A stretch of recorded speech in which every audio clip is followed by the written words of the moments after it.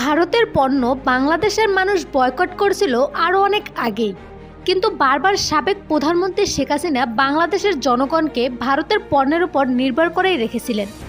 তবে শেখ হাসিনা চলে যাওয়ার পর যেন ভারতের নেতারা রীতিমতো হুমকি দিয়ে যাচ্ছে, তারা আমাদের দেশে পণ্য পাঠাবে না।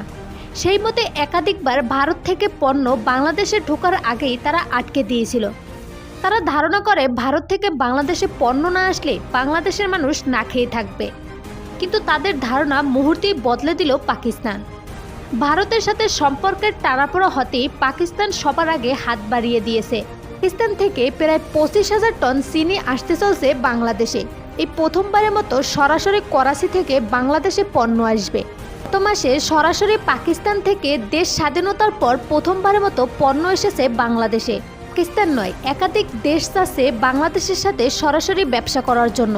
অন্যদিকে বাংলাদেশের সাথে সম্পর্ক নষ্ট করে যেন মহাবিপদে পড়ছে ভারত। ভারতের চিকিৎসা নিতে যাচ্ছে না বাংলাদেশিরা। এছাড়াও পর্যটকের হাহাকার এখন ভারতের বিভিন্ন স্পট।